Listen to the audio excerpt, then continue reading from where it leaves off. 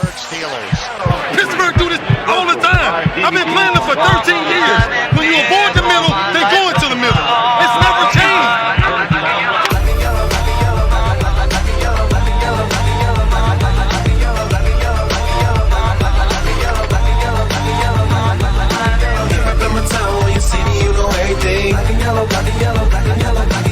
I put it down from the whip to my diamonds. I'm in black and yellow, black and yellow, black and yellow, black and yellow, black and yellow, black and yellow, black and yellow, black and yellow, black and yellow, black and yellow.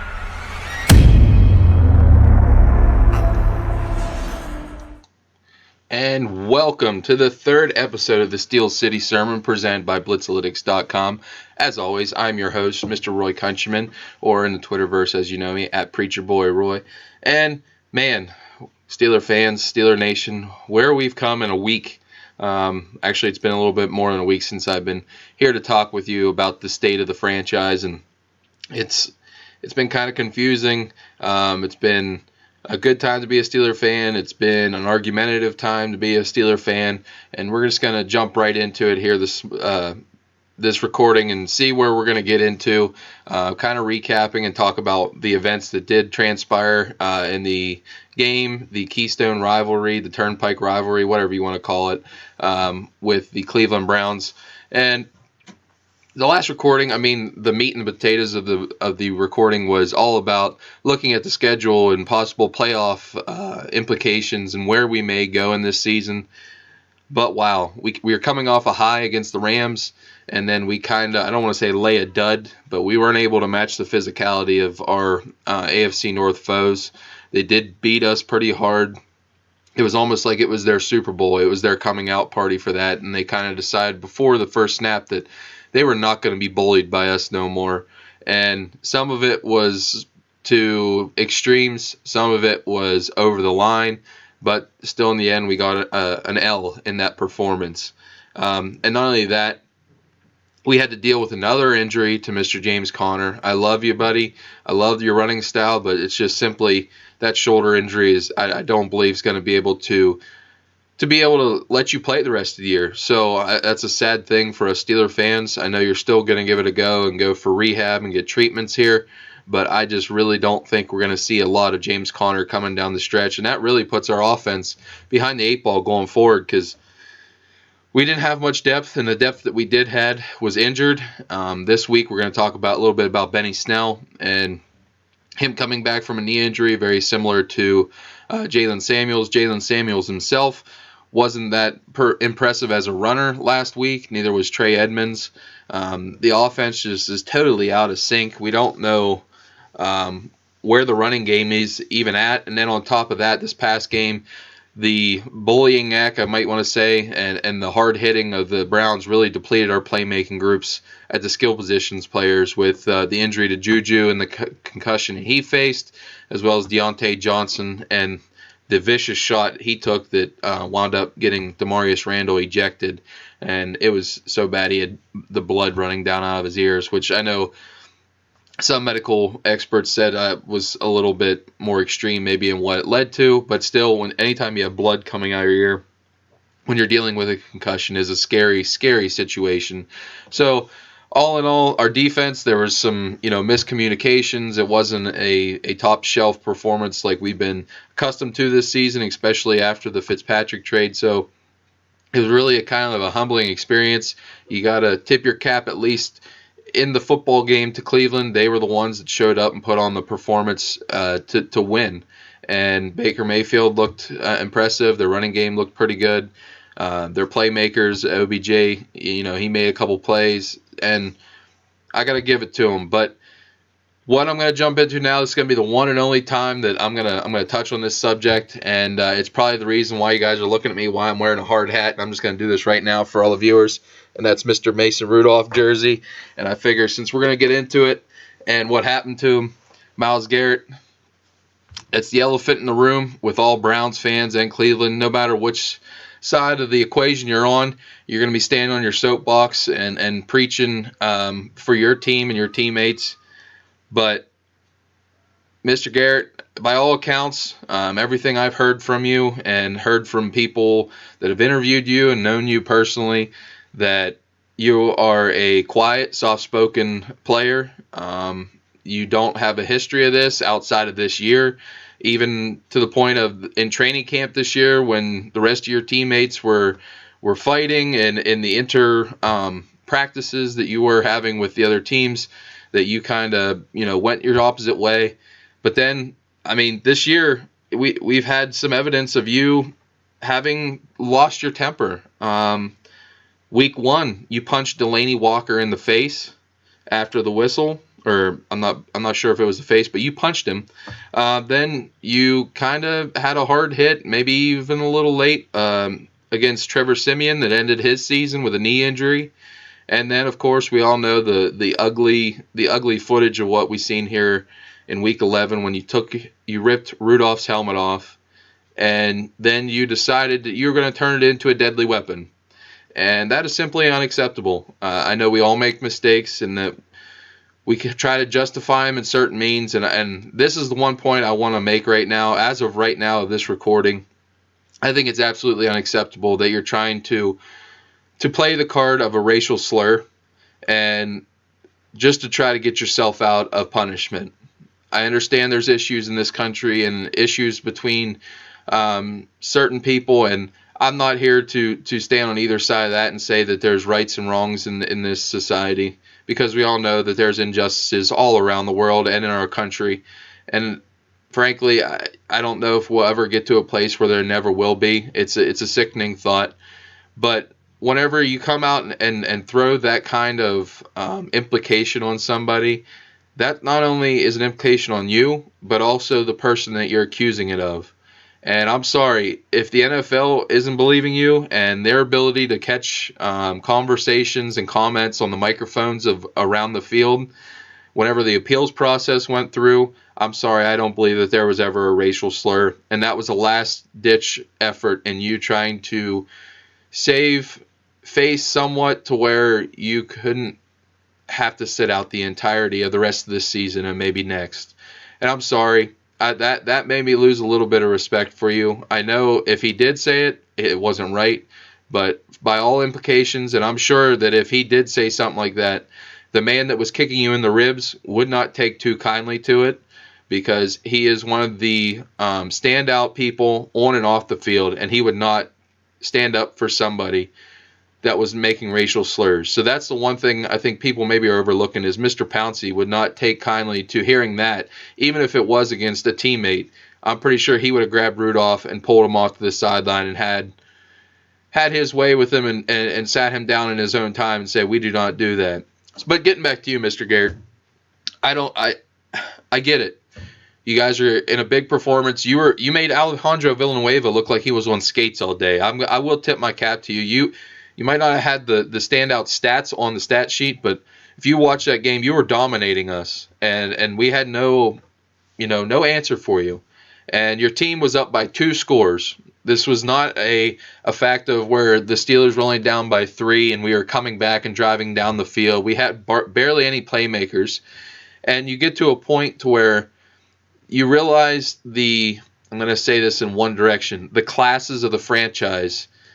Whenever you're up by 2 scores and all you got to do is play out the final seconds and get that standout victory for you guys this year and go on to your season and maybe turn it the rest of the way around. Whenever you have performances like you guys have had, the Browns, even though in a disappointing first half, you've beaten the Ravens. You've beaten the Bengals, who are lowly, and now you would have got a standout victory against the Steelers.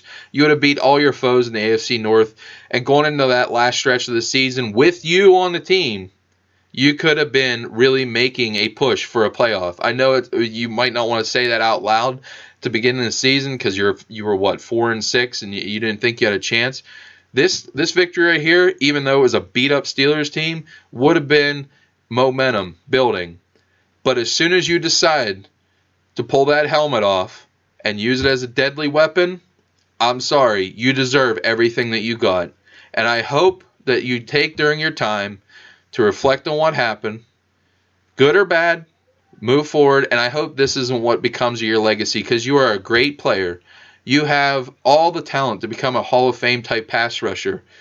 And I don't want to see this being the tarnished legacy of Myles Garrett. Even as a Steelers fan, I don't want that because I love great players on all teams. And it's just, it makes me sick in seeing what happened. And I'm not standing here to vindicate Rudolph. Should he have grabbed your face mask when you're on the ground and tried to, get in your face and pull it off? No. And he's going to be fined justly for that. But, or kick you in the groin? Well, you also landed on him after the play, which it was a step late.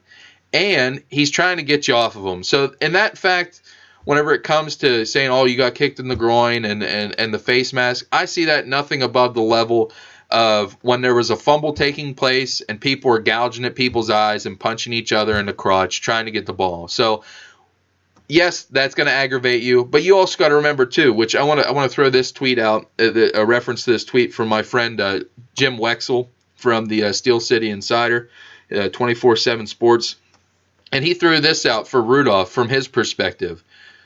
They're already down by 2 scores. He's thrown 4 interceptions in the entirety of the game. He is a competitor. He is fiery. Ask anybody on the Steelers. An overlooked factor in his last play frustration with you was he was drilled and taken to the ground on 4 of the last 5 snaps prior to that happening. Why not, in your football intelligence, you look at the scoreboard and say, I'm up by 2 scores. We're going to walk out of here with a victory, no matter what happens in this last drive. Put it in your pocket and walk away. And then for you, Garrett, too, on top of that, okay, you get to the point you're angry. You rip his helmet off. Okay, you're a big man. Good job. You're pounding your chest. Come on, bring it, guys. Why not just toss the helmet away? Toss it to the sidelines. Toss it up in the air. I would have rather seen you throw a punch at this man's head. I could have forgave you for that a lot quicker than trying to viciously and maliciously hit him over the head with a helmet, which you connected on. And you better thank the lucky stars and the Lord above that you hit him where you did and not in the temple, because that could have ended even worse for you. So, in my opinion, Miles, it was ugly on the field, and I'm not justifying the actions of Marquise Pouncey either. I do got to say I agree with him to a point, because you just took the guy's helmet off and hit him over the head with it when he had no protection. So yeah, he's going to stick up for his teammate just the same way Larry Ogunjobi did for you, although it was pretty classless as well, tossing the one player on the field without a helmet down to the ground. Why don't you go take on one of the offensive linemen if you want to pitch somebody to the ground? But Marquise Pouncey came to the aid of of Mason Rudolph and stood up for his quarterback, and that's what a leader does. Now, do I agree with when he started kicking you in the ribs when you're down the ground? Absolutely not. And that is unacceptable as well, and you can see that's why he got the justifiable suspension he did, although it was reduced to 2 games. But he deserved to be suspended. Yes, he did the right thing in sticking up for his teammates, and so would your teammates do the same thing. But there was a line that he crossed too, and he's getting punished for it as well. And we're going to name, I know we haven't even heard all the people it's going to be fined in this kind of altercation, but it's sickening. And I'm sorry that it got to this point. As a Steeler fan, I was sickened at the end of it. We already knew we were going to lose. As Cam Hayward said, we knew we were going to lose the game. Move on to it. Be classier than that. The game isn't you. You just beat us. I tip my cap to you, Cleveland. Good job. You beat us. That's wonderful. But also, Cleveland, remember this. You beat a Steeler team that has a backup quarterback, and depending on what you think of their running backs, a third string running back, and probably the last 3 receivers that we even had on the roster at that time. So good job. You stunted the offense of preseason game 4. So good job to you guys. But a W is a W.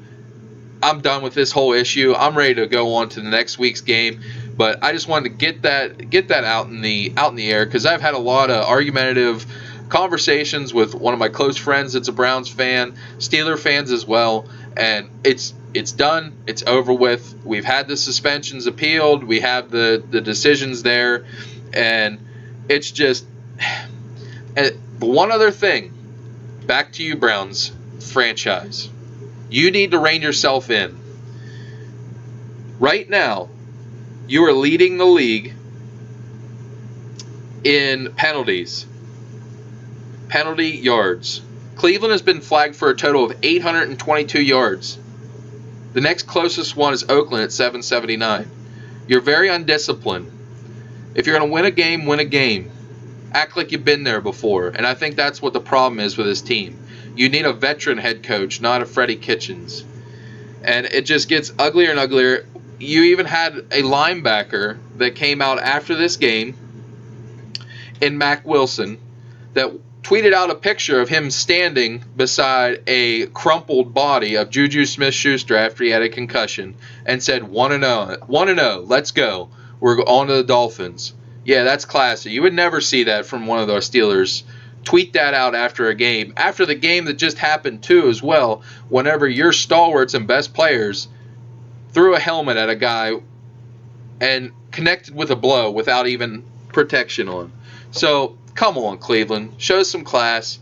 I want to see you be great again. I want this rivalry back, and I believe this next week's game against Cleveland is going to be one for the ages because of all the animosity that came out of this performance. So, I got to get through this, and I've been done talking about this, but I just wanted to address it while I was on the sermon here and as we got into the prelude. And I just want to get it out of the way. If anybody has any disagreements, come at me. I have no problem with it. At Steel City Sermon, at Preacher Boy Roy. I just pray and hope that Mr. Myles Garrett, you learn from your lessons. We all make mistakes. I want to see you back on the field next year and do the things the right way. Keep your temper and composure. And like I said, I want to see them standout plays you make. But we just got to move past this, guys. We got to get back to football. I don't like talking about UFC fighting with helmets and instances like this. So we're just going to move on to the last portion of the prelude here. And that's the new additions to the roster we have here. As we just said, it was a slugfest last week against Cleveland. A lot of injuries with Deontay Johnson, James Conner, Juju, Ola Denny went out with a concussion. Just a number of guys had bumps and bruises and nicks, and it's going to make for some interesting new faces here. And we're going to just run through them real quick just so you know who they are. With the Pouncey suspension, they were able to get another player upgraded to the 53-man roster, and that was practice squad center Patrick Morse. He was a good center in preseason. He's a really strong guy. He knows the offense. He can make the calls at the line of scrimmage for protection-wise, and I'm intrigued to see him if we would have to in a pinch. He should be able to hold water there and not really have a problem. But B.J. Finney's going to get a little audition here for a contract as he's coming up, and that's what we're going to talk about in our next segment. Next year's free agents, but I really hope we don't have to see Morris, but if we do, I am confident in his abilities. We've had some practice squad additions this week with Amara Darboh, the former third-round pick of the Seahawks, Quadri Henderson, who spent some time last year in preseason with us, great return man from Pitt, and as well as Ralph Webb, really good running back. He kind of flashed a few times this preseason from Vanderbilt, really tough and rugged, hard-nosed runner, can get what's blocked for him. And interesting with both of them guys, Ralph Webb and Quadri Henderson, were XFL draftees. And if you know me, I'm all about the XFL coverage. So Henderson was drafted by the Guardians, and Webb was drafted by the Tampa Bay Vipers. And then finally, we had another addition to the practice squad, being that Morris was elevated to the 53, and that's J.C. Hassenauer. He was also, talking about developmental leagues, AAF Birmingham Iron center. He was a standout performer in the AAF. He spent the training camp and preseason with us Steelers. He's a nice, solid player. He's not the strongest guy, but he has good quickness. But the three big names we're going to talk about, the additions this week, my man, and I've been standing on this soapbox just preaching it. I want my man Tuzar Skipper back. I know I took some heat and some people were like, just let it go, but 5 sacks this preseason. He even had a half sack while he's with the cup of coffee with the Giants. He didn't really fit their system too well over there. They run more of a 4-3 hybrid, and he is built for a 3-4 outside linebacker. I loved his strength. He showed impressive bend while he was here. Good burst off the line of scrimmage. He's a nice prospect to have, being the Dupree's going into his last year. He's going to be a free agent after this season, so he's a nice guy to have back in with a Denny. I don't think Chickalo's anything to think of for the future other than a special teams and rotational player. So you have an Adenyi and a Skipper, and to look forward on that position, whether Dupree stays or goes. Those are two talented guys and young guys to have that have flashed in the opportunities they had. So big thanks to Mr. Tuzar Skipper. I'm glad to see you back in a Steelers uniform, and I'm interested to see you running down the field on special teams, coming up with some big tackles. The next big guy we want to talk about is Kareth White. The Steelers brought him in on a pre-draft visit. He was the backup for Mr. Devin Singletary, who got all the fanfare while down at FAU. But don't sleep on this guy. He ran 4.37, I believe, 40-yard dash. He's a jitterbug. He's got great speed. He likes getting outside and getting upfield. He can also catch the ball, and he's a pretty accomplished kick returner. So we need definite help in the special teams area like that. So we'll probably see that where he's deployed at first. But another addition to the running back room, as I was saying, with Connor's injury and Samuel's not really showing improvement other than pass catching and maybe a run here or there. So Kareth White is an interesting name. He's going to be an infusion of speed and quickness that we don't have already there. So there's one guy we want to keep an eye on. And then finally is the big-bodied wideout from Indianapolis. We just played a few weeks ago. He actually had a drop in that game. Deon Cain from Clemson. He has good speed. He can get vertical. He can go up and get the ball. It'll be a welcome addition with all the injuries here, and I would apparently, and according to a lot of different sources, that he got a lot of first-team reps this week, so you're going to probably see him a good bit coming into this game, coming throughout the game plan this week. So it'll be interesting, all these new additions. Love my man Tuzar Skipper, Kane, and White. Those guys are going to be the key names you'll probably see a lot this week, but don't forget about those guys in the practice squad. If more injuries occur, you might see them elevated to the 53-man roster. So that leads me to the meat and potatoes, the sermon session of our video here. And after that disappointing loss to the Browns, when everybody was arguing and screaming about the fight, it really, took the wind out of my sails, because I really thought we were going to be getting momentum. We would maybe breeze through Cleveland and be on the momentum and the wave to a playoff berth. And I'm not saying they still can't get it, because they're only 5-5 right now, and the AFC's kind of up in the air towards the bottom, as we talked last week. But it really made me start looking into that crystal ball and looking at the free agency side of it, and even the draft. And I think next week I'm going to dive into maybe a mock draft for our Steelers, just to kind of get some perspective on maybe some players that we need to keep an eye on before the draft process starts.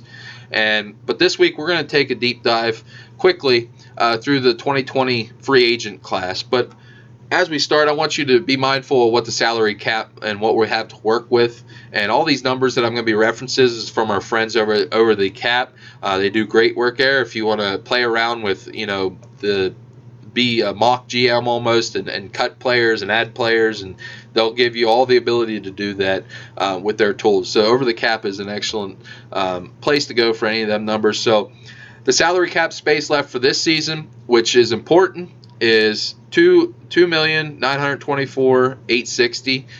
That's important because each year in the NFL you can roll over the remaining balance if it's a small number, but then there's also a percentage that you can roll over from year to year for other teams that don't spend it. So you can roll over any remaining balance to the next year. So we'll get that maybe tacked on to our 2020 salary cap that we are projected for right now. But that will go down over the rest of the year with signing players from the practice squad and bringing players up and injured reserve and injury settlements if there's any. So as of right now, it's just under $3 million. Right now, our 2020 cap space is looking just over $3 million, just a little under about 3.5. And then our 2021 cap space, just to kind of give you some reference, is we have around $67 million. 2020 free agents, though. We have unrestricted free agents going into it. Bud Dupree is the big name. Javon Hargrave, nose tackle.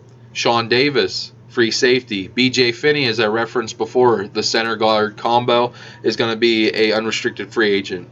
The trade acquisition, Nick Vannett from Seattle, will be a unrestricted free agent. Also, our captain on the special teams, Tyler Matakavich, will be a unrestricted free agent. Artie Burns, unrestricted free agent. Cornerback. Ryan Shazier, unrestricted free agent. L.T. Walton, defensive end, unrestricted free agent. He's one that just went on IR. I wouldn't be surprised if they waive him with an injury settlement. And then you get into an interesting class of restricted free agents, which restricted free agents, you give them a tender. It's usually either a first-round tender, which is the most expensive. But what restricted free agency is when you assign a guy to tender, especially the first or second tender, if a opposing team would like to sign them, they have to give you that round draft pick for that next year. So usually if you put a guy with like a second round tender, nobody's really going to tend to going to play ball very much with it, because they don't like giving up money plus a draft pick.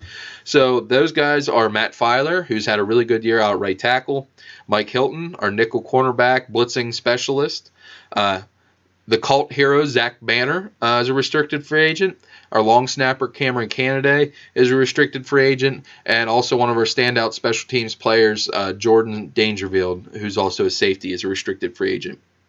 Then you get into the exclusive rights free agents, which basically is no other team has a chance of signing them, and it's just basically sometimes I lose track of even exclusive rights free agents because they can't really go to any other team. But just for reference, Deion Kane will be one. He's kind of a case I'm not sure, being that he just signed to the roster, if he's a restricted free agent next year or exclusive rights. I'm leaning more towards exclusive rights, being that he's only in a second year of the NFL. Also, Tuzar Skipper will be exclusive rights. Cam Kelly, the former AAF standout, is exclusive rights. And then we also had one that was listed, Levon Hooks, who spent time the last few seasons on the practice squad, but I believe he was already waived with a injury designation from IR, so he had a settlement. But wow, you go into this, and we don't have a lot of cap space with only little under $3.5 million, and if you roll over maybe say $2 million from this past year, you're going to be right around that $5 million mark initially, and that's kind of scary when you're looking at a guy like Bud Dupree, who's been really refining himself and deserving a new contract after the season that he's put up in run defense and pass rushing ability. And he did pop up this week with an injury for a triceps. And that's been, I guess, the one thing that's been holding him back, is he's always had nagging injuries. Reportedly, he's been playing. He played a couple seasons ago with a torn, I believe it was a bicep. He played through it, or a pectoral, maybe it was.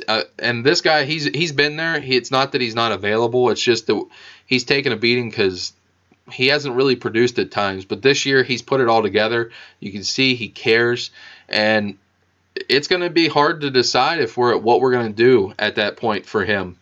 And the front office is going to be on their toes, because not only do you have to look in free agency at your players that are coming up for this year, but you also got to look for the next year's crop, because that's how you portray when you go through draft needs and your draft breakdown of the players you're going to really be taking an eye on, is the players not only that are going to be leaving your team this year, but next year as well, or the possibility if you can't work out a long-term contract. So just for an instance there, just so you guys know, 2021 free agents, and there's a lot of them here that play a lot of meaningful snaps for us in Pittsburgh. TJ Watt will be eligible for a new extension, and that is kind of on the back burner because he also has a fifth-year option, being he was a first-round pick. So I believe you'll probably see him exercise that fifth-year option, and then they'll parlay that to the next season before they give him a mega robust deal, and he deserves every dollar of it, and I don't want to see him in another jersey anytime soon. So, but the other standout guy that we're going to have to sign, Mr. Juju Smith-Schuster. He'll be an unrestricted free agent in 2021. Another guy that they're going to have to make a priority because he is the heart and soul of this Steeler team, Cam Hayward comes up for unrestricted free agency in 2021, as well as the brains and the very revered left tackle Alejandro Villanueva becomes a unrestricted free agent in 2021. James Conner will be an interesting case, 2021 free agent, unrestricted. Cam Sutton, who's really came on this year, is an unrestricted free agent. Ramon Foster, Mark Barron, and even Tyson Alualu. All these guys play significant snaps for us and have been there through our wars. It's going to be interesting, look at this year's free agents, but also the next year, and we got to decide what we're going to do here. So we're just going to run through a real quick exercise, kind of, what we could do, what I think maybe they should do, and if you guys have any, inkling or ideas and want to say I'm completely wrong, come at me at Steel City Sermon and let me know. But right now, we look at that, maybe 5 million cap space. How can they get more cap space? That's always the one thing is, they only have 5 million. Well, the one thing you got to really learn whenever you start to study the salary cap and tendencies and the way to fit good players in there and keep your good players, as like as Steelers do, they always value their players more than outsiders. And that is, there's a way to massage the numbers. And for us, it's always through restructures of players that we've already signed to contracts. And as well as that, we are not afraid to cut players. We're also one of the percentage of teams that pay their players through the term of their contracts, but we also don't sign players very long term unless they're very key and vital, important parts to our players. So they usually get their money if we are paying them. But we're looking, how are we going to gain more right off the bat? Well, a couple guys, there's 4 players really that you're going to take a look at case-wise that you can gain a substantial amount of money. So they can gain over $20 million just by cutting 4 players for next year. And that's Anthony Chickillo. And we seen he had some off the field issues. I mean, it all got dissolved for now. But he hasn't really flashed a lot while he's played in the rotation. And yes, he's a standout special teams performer, but you can recoup over $5 million if you cut him right now. So at this time, you're only $5 million under. Why not cut Chickillo, get another $5 million?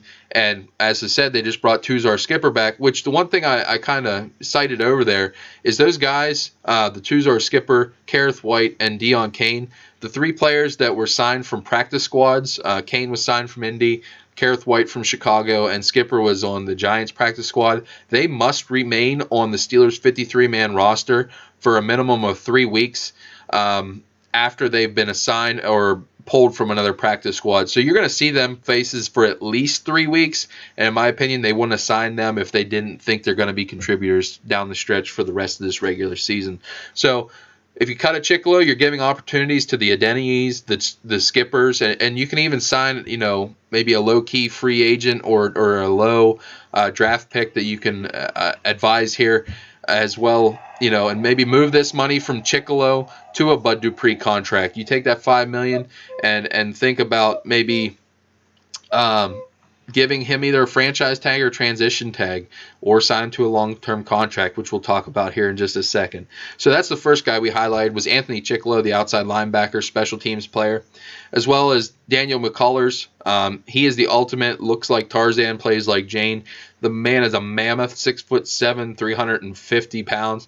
If you see him in person, you're like, oh my goodness, this guy is, Mount Rushmore. But when he's fired up and motivated, yeah, you can see him push people around the field, but he has not over the course of his career really done much other than just a couple meaningless snaps, maybe 5 in a game or 50 for a whole season.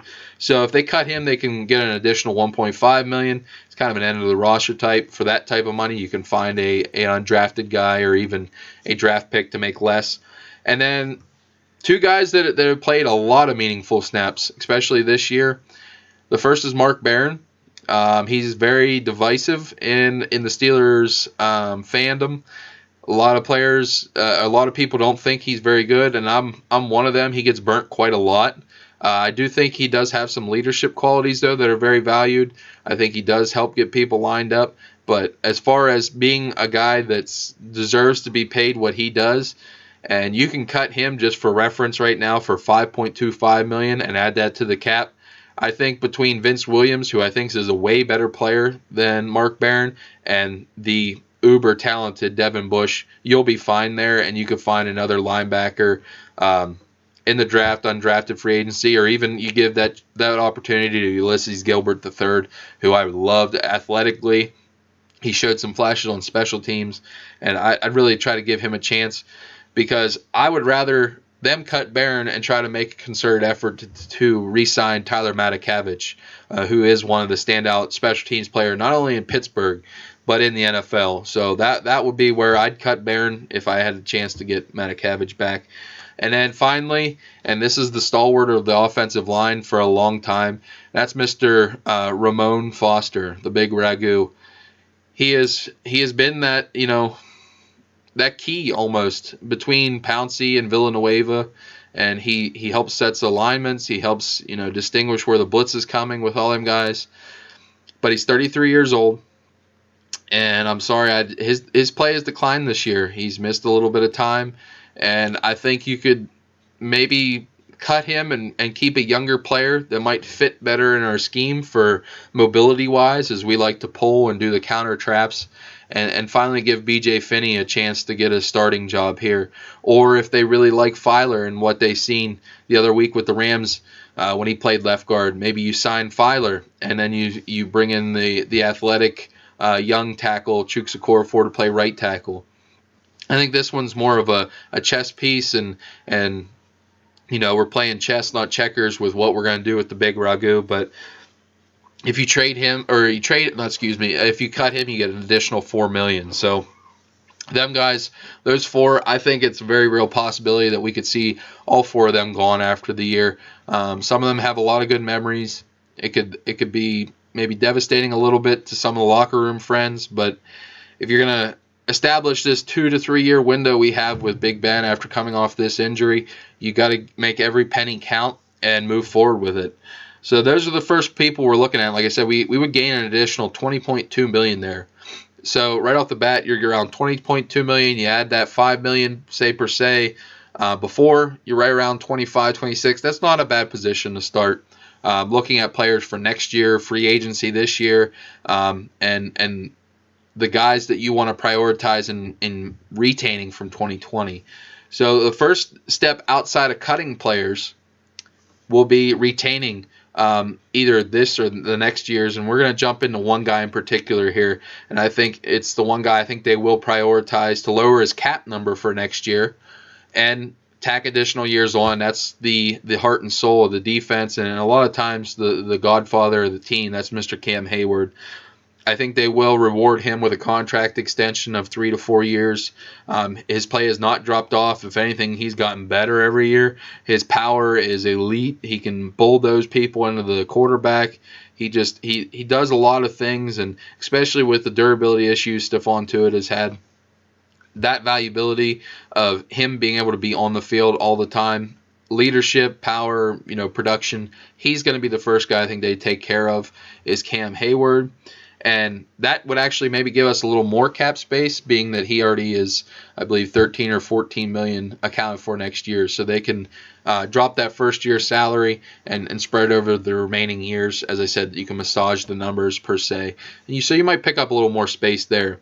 And if we would need to before we make any decisions on others, and that's restructures, there's a few players that we have those numbers we can do, whether it's Big Ben, he has a roster. These guys all have roster bonuses and higher base salaries that they can convert and spread the remaining balance over their years. And that's a Big Ben, Joe Hayden, Pouncey, who was just signed to extension, or even Steven Nelson, who's been a stud this year after coming over from free agency for KC.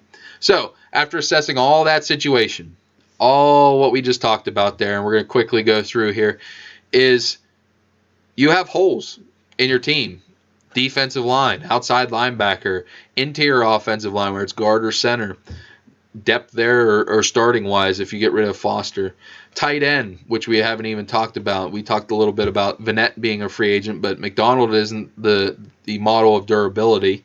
And we have the right tackle, Filer, is gone. Running back, James Conner, the next season will be a free agent. Cornerback, linebacker, and especially the one where we need to value more is special teams players. And where do we commit the funds that we have to? Where do we go to use it, either players in-house or maybe we look outside of? As we've seen the last few years, they've been a little more apt at trading and being aggressive and maybe signing an outside presence with the Steven Nelson signing. And the first one you got to look to is Bud Dupree. What do you do with him? He'll be 27 at the time of free agency. His growth this year has been exponential. He's finally put all the pieces together. And not only that, the dynamic that him and TJ Watt, how they play off of each other, has been just poetry in motion. And I didn't think I would ever be sitting in this chair 2/3 of the way through the 2019 season saying that Bud Dupree is the guy I want to prioritize in retaining for the Steelers in years to come. I always thought he underperformed and didn't play up to his athletic ability, and it might have been because of the injuries. But I stand corrected, Bud, and I hope you keep playing the way you have been, out of your mind the last few games, and getting sacks and run defense, which is very underrated. I mean, you're really putting the game on there. You made a couple of plays to keep us in games the last few here. So just so you guys have an idea here, the projected tag values, we talked about this in a previous episode. I think it was the first episode, from Over the Cap, as he is an outside linebacker. If he's franchise tagged, the projected number will be $16.266 million. Transition tag, which basically gives you first right of refusal, it will be $14.087. So if you're going to franchise tag him, you're going to pay him. A lot of people were whining and complaining about the $9 or $10 million that he's getting paid this year, off the 50-year option. Well, he's deserving it after seeing it this year.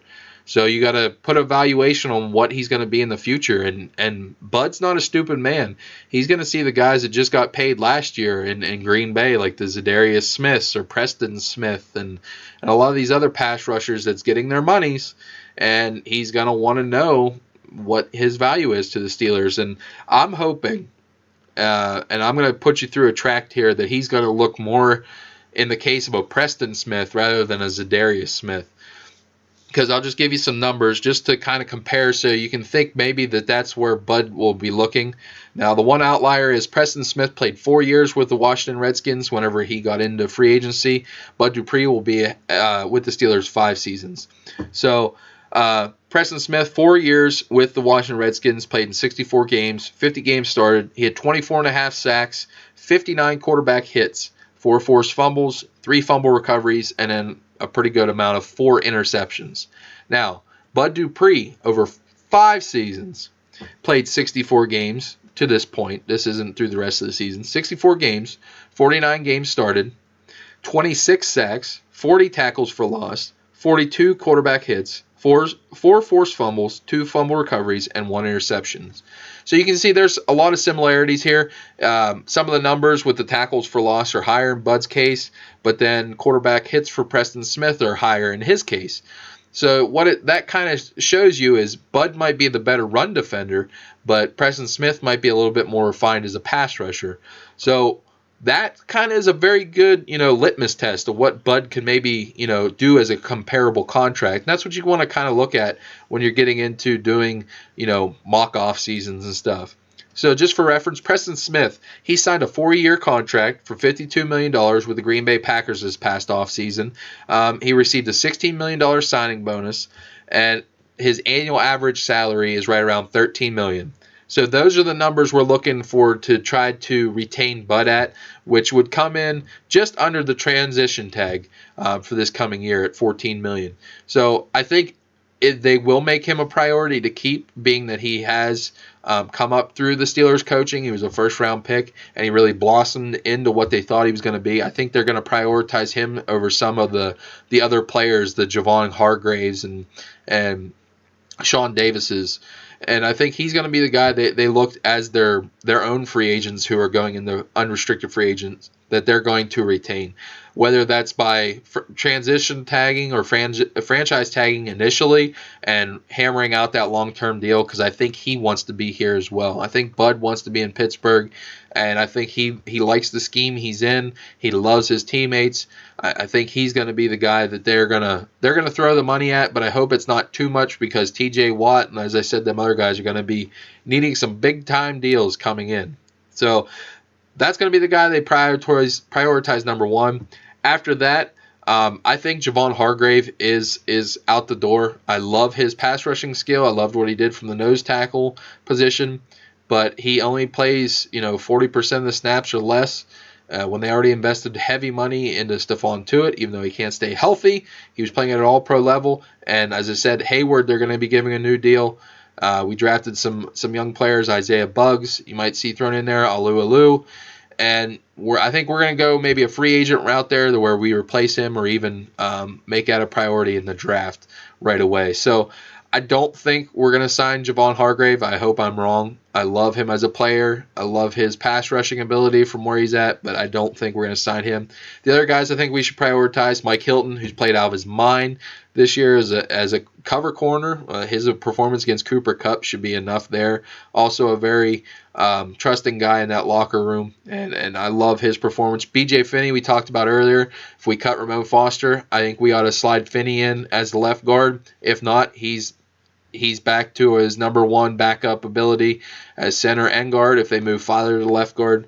And that's the other guy, Filer, who's played out of his mind this year. Kind of older, but you might be able to get a 2-3 year deal with both him and Finney for a lower AAV, annual average value, than maybe the big deals of like a Foster or Pouncey to keep them as starting caliber players for years to come, at least the next 2 to 3 year window with Ben.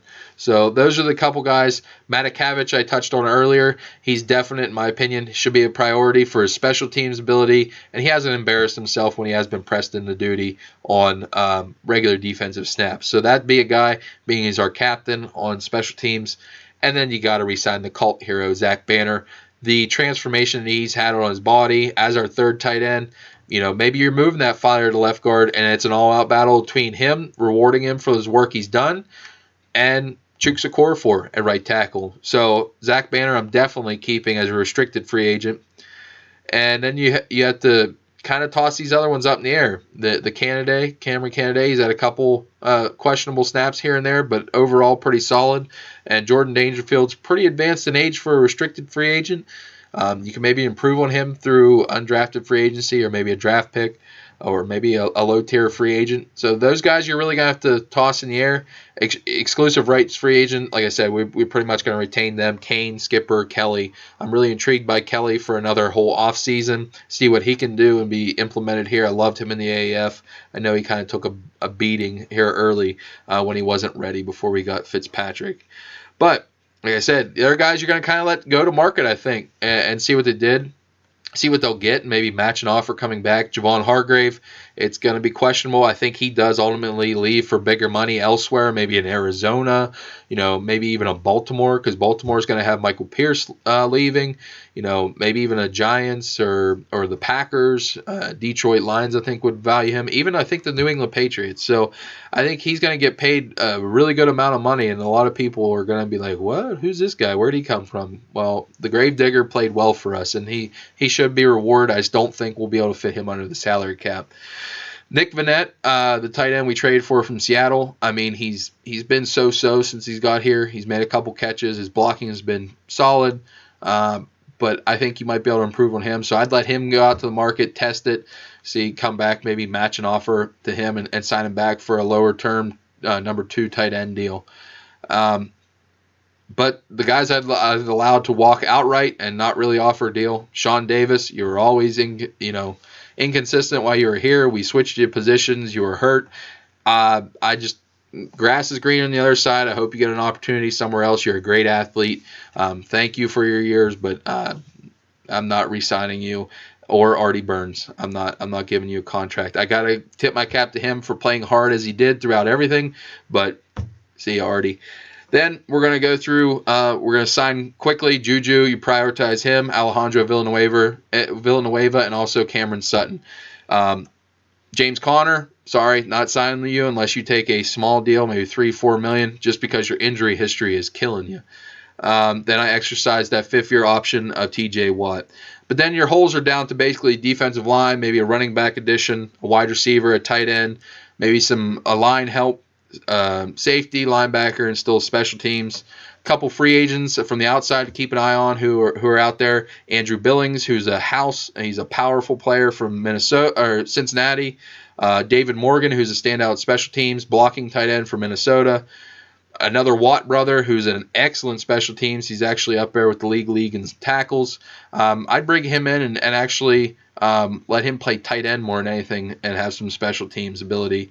And then it's J-Ron Kearse, who's been playing pretty well as like a third safety for Minnesota. Really good special teams captain out there. So that's what I'm kind of looking at. Guys, you look at me and shout to me there if you disagree with anything.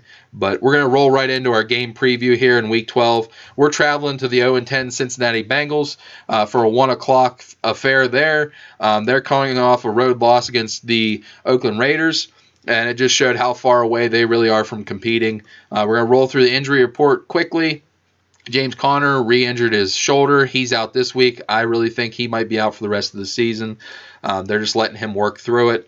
Juju, concussion, knee injury. I'll be surprised maybe till next week if we see him back. I think they might give him 2 weeks to get rested up there. And Artie Burns hurt himself in special teams work. Cincinnati this week has A.J. Green out yet again. We'll see what happens with that going forward and his future there. Then we have Drew Sample, who's out with an ankle injury. And the other two guys that are listed as questionable for them, Stanley Morgan with an illness and Auden Tate with a concussion. I don't think you're going to see either one of them, especially Tate with the vicious concussion he did take. We're going to go right into the stories, going for three stories. Who will be catching passes from my man Mason Rudolph? It does look like Deontay Johnson is going to be cleared from concussion protocol, so that's going to go well. He has showed some chemistry with Mr. James Washington.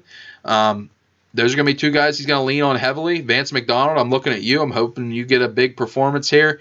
But Deon Cain, I need you to be running some big routes, and I need you to come down with them.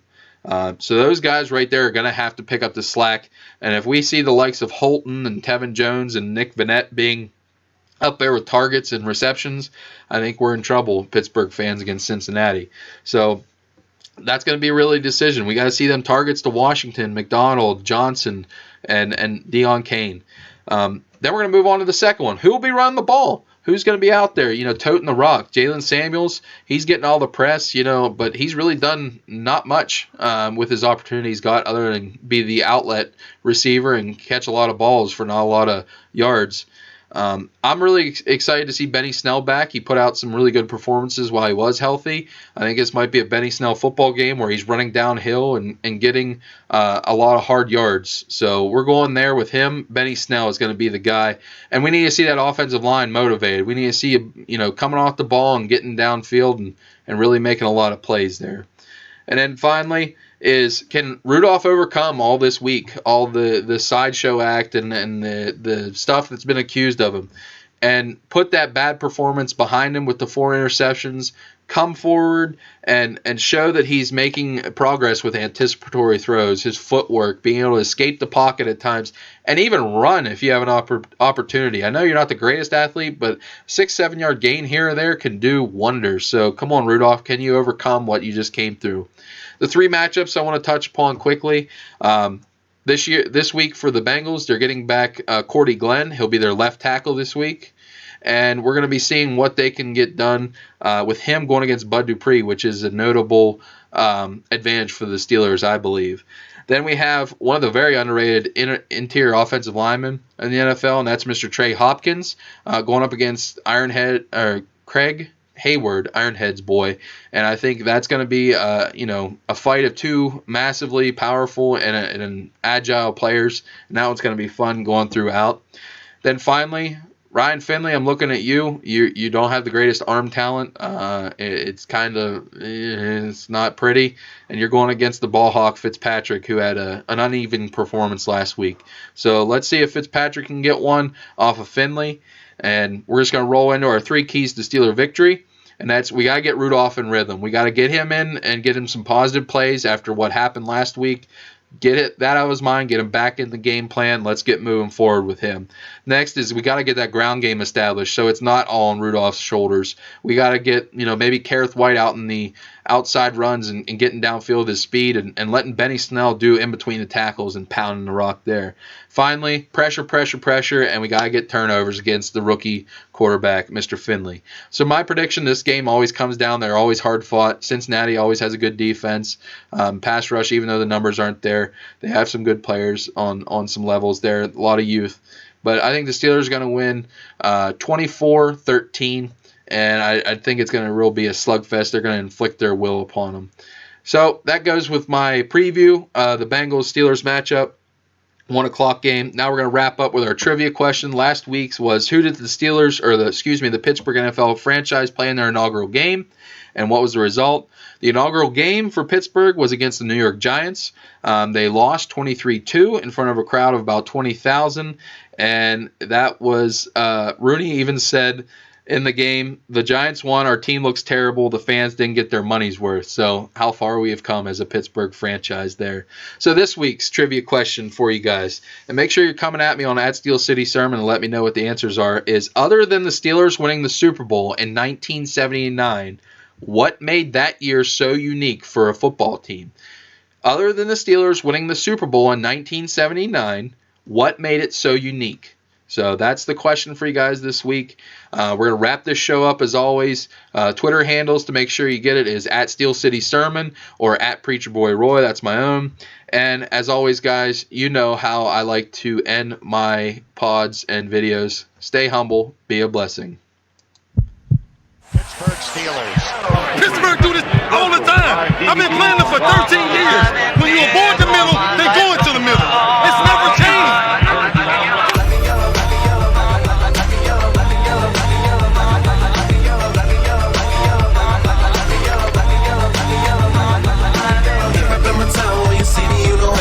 Black and yellow, black and yellow, black and yellow. I put it down from the whip to my diamonds. I'm in black and yellow, black and yellow, black and yellow, black and yellow, black and yellow, black and yellow, black and yellow, black and yellow, black and yellow, black and yellow, black and yellow, black and yellow, black and yellow.